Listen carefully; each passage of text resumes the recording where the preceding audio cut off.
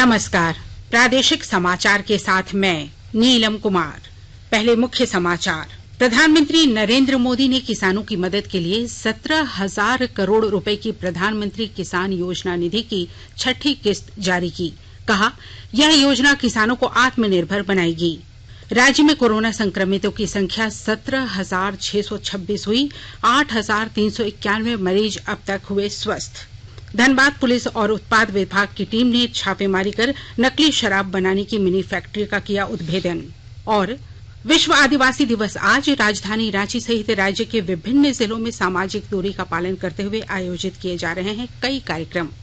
अब समाचार विस्तार से। प्रधानमंत्री नरेंद्र मोदी ने आज प्रधानमंत्री किसान योजना के अंतर्गत 1 लाख करोड़ रुपए के कृषि अवसंरचना कोष की शुरुआत की।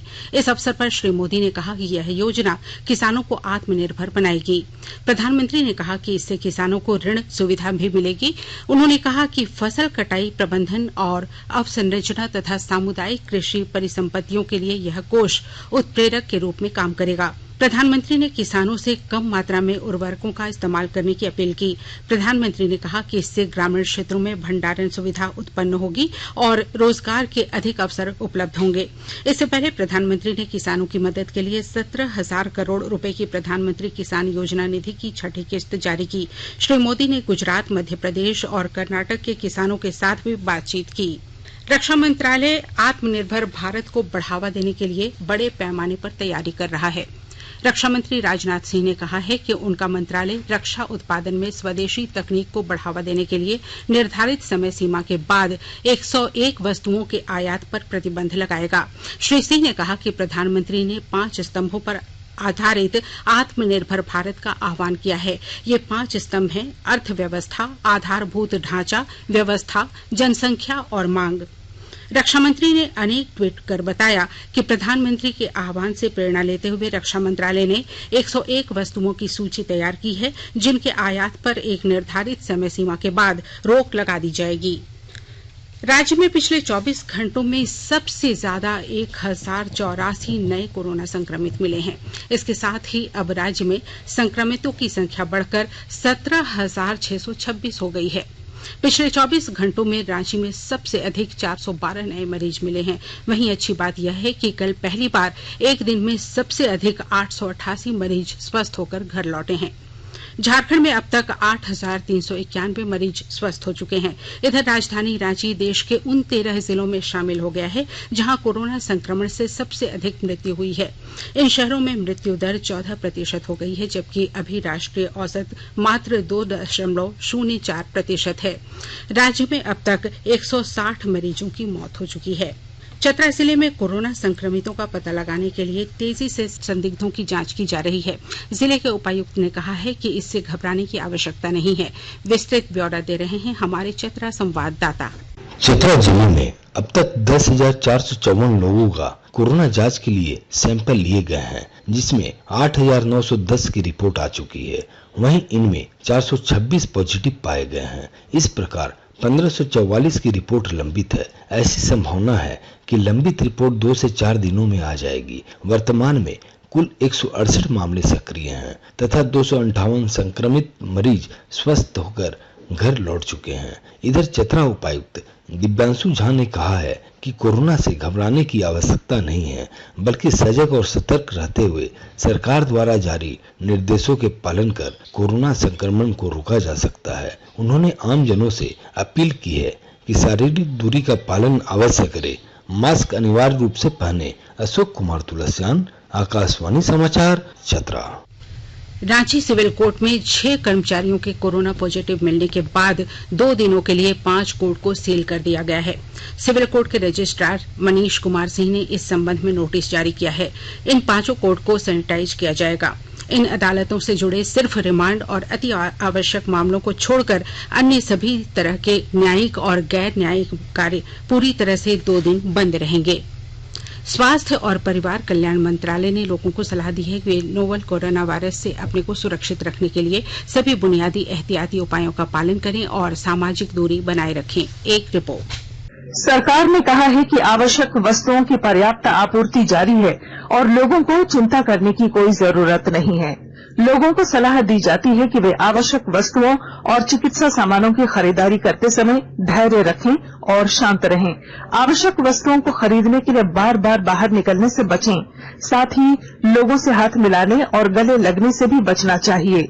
बाजार, मेडिकल स्टोर और अस्पतालों में लोग कम से कम 1 मीटर की दूरी बनाए रखें। घर पर गैर जरूरी सामाजिक समारोह से बचा जाना चाहिए और घर पर मेहमानों को नहीं बुलाना चाहिए। लोगों को अपनी आंख, नाक और मुंह छूने से बचना चाहिए और लगातार हाथ साफ करते रहना चाहिए। हाथ को दोनों तरफ से कम 20 सेकंड तक रगड़कर धोना चाहिए। यदि कोई व्यक्ति खांसी या बुखार से पीड़ित है तो वह दूसरों के संपर्क में आने से बचे और डॉक्टर से तुरंत परामर्श ले। स्वास्थ्य मंत्रालय ने कोरोना वायरस के बारे में जानकारी के लिए एक टोल फ्री नंबर 1075 जारी किया है।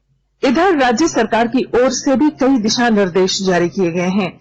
इस सिलसिले में सरकार ने हेल्पलाइन नंबर 181 जारी किया है। सरकार ने कहा है कि कोरोना वायरस से संदिग्ध तौर पर संक्रमित कोई व्यक्ति पाया जाता है तो इसकी सूचना 0651 जो रांची का कोड है और टेलीफोन नंबर 2261-000 तथा 2261-002 के अलावा फैक्स नंबर 2261-856 और मोबाइल नंबर 9955837428 पर दी जा सकती है। आकाशवाणी रांची भी आपसे अपील करता है कि कोविड-19 के संक्रमण से बचने और अन्य लोगों को सुरक्षित रखने के लिए कृपया घर पर ही रहें और सरकारी दिशा निर्देशों का पालन करें। केंद्र ने राज्य सरकारों से कोविड-19 से होने वाली मौतों को कम करने के लिए हर संभव प्रयास करने को कहा है। केंद्रीय स्वास्थ्य मंत्रालय के अनुसार केंद्र, राज्यों और केंद्र शासित प्रदेशों के समन्वित, श्रेणीबद्ध और सक्रिय कोविड प्रबंधन के कारण राष्ट्रीय स्तर पर कोविड से होने वाली मृत्यु दर को 2.04% करने में सफलता मिली है। स्वास्थ्य सचिव राजेश भूषण की अध्यक्षता में कल 2 उच्च स्तरीय वर्चुअल बैठक आयोजित की गई। मंत्रालय ने बताया कि बैठक में ऐसे 8 राज्यों और 13 जिलों पर मुख्य रूप से ध्यान केंद्रित किया गया। इन जिलों में असम के कामरूप मेट्रो, बिहार के पटना, झारखंड के रांची, केरल के अलपुझा और तिरुवनंतपुरम, ओडिशा के गंजम, उत्तर प्रदेश के लखनऊ तथा पश्चिम बंगाल के उत्तरी 24 परगना, हुगली, हावड़ा, कोलकाता और मालदा जिले शामिल हैं।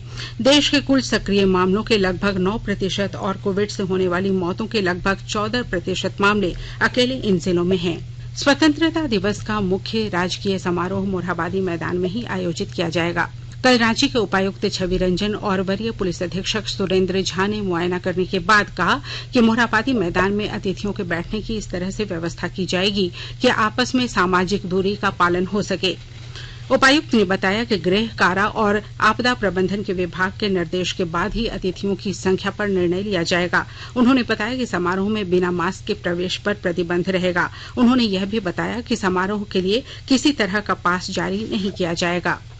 रांची जिला प्रशासन ने तिरंगा मास्क की बिक्री पर रोक लगा दी है। इस संबंध में अपर जिला दंडाधिकारी विधि व्यवस्था द्वारा निर्देश जारी किया गया है कि तिरंगा मास्क बिक्री करने वालों पर कार्रवाई की जाएगी। जारी आदेश में कहा गया है कि कोरोना वायरस के संक्रमण से बचाव के लिए केंद्र और राज्य सरकार द्वारा जारी निर्देशों में मास्क का उपयोग किया जाना भी शामिल है। बाजारों में विभिन्न प्रकार के मास्क की बिक्री हो रही है। पिछले कुछ दिनों से तिरंगा मास्क की धड़ल्ले से बिक्री हो रही है। अपर जिला दंडाधिकारी विधि व्यवस्था रांची अखिलेश सिन्हा ने कहा है कि तिरंगा मास्क का इस्तेमाल कर फेंक देना राष्ट्रीय ध्वज का अपमान होगा। उन्होंने लोगों से अपील की है कि राष्ट्रीय ध्वज का सम्मान करते हुए लोग ऐसे मास्क न खरीदें। श्री सिन्हा ने यह भी कहा है कि अगर कहीं इस तरह के मास्क की बिक्री हो रही है तो इसकी जानकारी जिला प्रशासन को तुरंत दें। वाणिज्य और उद्योग मंत्री पीयूष गोयल ने कहा है कि भारत वैश्विक आपूर्ति श्रृंखला में विश्वसनीय साझेदार बन सकता है। उन्होंने कहा कि आज विश्व को ऐसे भरोसेमंद साझेदार देशों की जरूरत है जहां कानून सम्मत शासन, पारदर्शी व्यवस्था तथा सुदृढ़ न्यायिक और लोकतांत्रिक परंपराएं हों। उन्होंने कहा कि भारत ये सभी अपेक्षाएं पूरी करता है। भारतीय उद्योग परिसंघ द्वारा आयोजित India@75 सम्मेलन को संबोधित करते हुए श्री गोयल ने कहा कि भारत को सरकारी सब्सिडी की मदद से नहीं बल्कि प्रतिस्पर्धी मूल्य, गुणवत्तापूर्ण उत्पाद बड़े पैमाने पर निर्माण और उच्च उत्पादकता स्तर के साथ वैश्विक स्तर पर स्थापित होना है। श्री गोयल ने कहा कि मौजूदा निर्यात स्थिति में महत्वपूर्ण सुधार के संकेत हैं। आकाशवाणी के ताजा तरीन समाचारों के लिए आप हमारी वेबसाइट newsonair.com पर लॉग ऑन कर सकते हैं। ताजा समाचार ट्विटर @AIR न्यूज अलर्ट्स और Facebook page all India radio news पर भी उपलब्ध है। आप प्रादेशिक समाचार एकांश के ट्विटर अकाउंट @AIR न्यूज_रांची और Facebook page AIR news Ranchi के अलावा YouTube channel regional news unit Ranchi पर भी हमारे बुलेटिन सुन सकते हैं। प्रादेशिक समाचार आप आकाशवाणी रांची से सुन रहे हैं। धनबाद पुलिस और उत्पाद विभाग की टीम ने एक नकली शराब बनाने की मिनी फैक्ट्री का उद्भेदन किया है। टुंडी के पुलिस उपाधीक्षक के नेतृत्व में टुंडी भल पहाड़ी में छापेमारी की गई, जहां एक घर में विदेशी नकली शराब बनाने की फैक्ट्री चल रही थी। पुलिस ने यहां से शराब बनाने का कच्चा सामान जब्त किया है, जिसकी कीमत करीब 30,000 रुपए बताई जा रही है। राज्य सरकार ने हड़ताल पर गए मनरेगा कर्मियों को चेतावनी दी है कि वे अगर 48 घंटे के भीतर काम पर नहीं लौटते हैं तो उनकी संविदा रद्द कर दी जाएगी। सरकार की ओर से यह भी कहा गया है कि उनके स्थान पर दूसरे लोगों की नियुक्ति की जाएगी। ग्रामीण विकास विभाग ने इस संबंध में राज्य के सभी उपायुक्त और उप विकास आयुक्त को पत्र लिखकर कार्रवाई करने का आदेश दिया है। दिए गए निर्देश में यह भी कहा गया है कि वैसे हड़ताली मनरेगा कर्मी जिन्होंने हड़ताल पर जाने के बाद भी टैब, लॉग इन आईडी और अभिलेख सरेंडर नहीं किए हैं, उनके विरुद्ध सरकारी काम में बाधा डालने की प्राथमिकी दर्ज की जाएगी। दुमका जिले में रक्त की कमी को दूर करने के लिए जिले के युवाओं द्वारा नियमित रूप से रक्तदान कराया जा रहा है। हमारे दुमका संवाददाता ने बताया कि जिले में थैलेसीमिया बीमारी से पीड़ित करीब 60 बच्चे हैं, जिनकी नियमित डायलिसिस होती है। वहीं जिले में हर महीने अलग अलग बीमारियों से पीड़ित मरीजों को करीब 150 यूनिट रक्त की जरूरत पड़ती है। मरीजों को रक्त की कमी न हो, इसके लिए नियमित रूप से शिविर लगाकर रक्तदान कराया जा रहा है। आज विश्व आदिवासी दिवस है। इस मौके पर राज्यपाल द्रौपदी मुर्मू और मुख्यमंत्री हेमंत सोरेन ने लोगों को बधाई देते हुए कहा है कि संपूर्ण आदिवासी समाज की संस्कृति, स्वशासन, परंपराओं के संरक्षण और विकास के लिए आज संकल्पबद्ध होने का दिन है।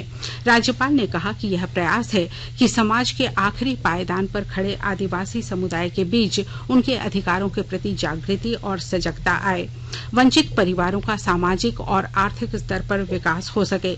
वहीं मुख्यमंत्री ने कहा है कि आदिवासी समुदाय की उत्कृष्ट जीवन शैली को अपनाकर समाज, राज्य और देश निरंतर प्रगति के पथ पर आगे बढ़ेगा। इतनी लंबी सफर और समय तय करने के बावजूद हमारा ये समाज किन किन ऊंचाइयों को छुआ, ये कहीं ना कहीं आज के दिन में भी इस विषय पर हमें कुछ सोचने पर मजबूर करता है। आज इसलिए साथियों, आज इस आदिवासी दिवस पर मेरा आग्रह और विनम्र प्रार्थना भी होगा कि इस समाज को आगे बढ़ने के लिए हमें एकजुट रहना होगा, शिक्षा को प्राथमिकता देना होगा। आज के इस भौतिकवादी युग में, आज जिस कंपटीशन के दौर में और जिस तरीके से आज एक वैश्विक महामारी दुनिया में फैली है, मानो एक परिवर्तन का दौर पूरे दुनिया में अवधि में, ये समाज को अब ये तय करना है कि अब हम आगे बढ़ें। गिरिडीह जिले के सदर प्रखंड स्थित जशपुर पंचायत के चरक पथला गांव में हाथियों के झुंड ने कल रात जमकर उत्पात मचाया और 4 घरों को तोड़ दिया। हाथियों ने फसलों को नुकसान पहुंचाया। हमारे गिरिडीह संवाददाता ने बताया है कि शुक्रवार की रात हाथियों का झुंड गांव में घुसा था। गांव वालों की सूचना पर वन विभाग के कर्मी वहां पहुंचे और हाथियों को गांव से भगाया गया। साहिबगंज जिले के बड़हरवा थाना क्षेत्र के रिलायंस पेट्रोल पंप के समीप कल रात घरेलू विवाद में एक व्यक्ति ने धारदार हथियार से अपनी पत्नी और नाती की हत्या कर दी। उसके बाद खुद विषपान कर आत्महत्या कर ली। आज सुबह पुलिस ने शवों को पोस्टमार्टम के लिए राजमहल भेजा है। बड़हरवा के एसडीपीओ प्रमोद कुमार मिश्रा ने बताया कि प्रथम दृष्टया घरेलू विवाद को लेकर हत्या और आत्महत्या का मामला सामने आया है। छानबीन के बाद और भी विस्तृत जानकारी सामने आएगी। और अब अंत में मुख्य समाचार एक बार फिर।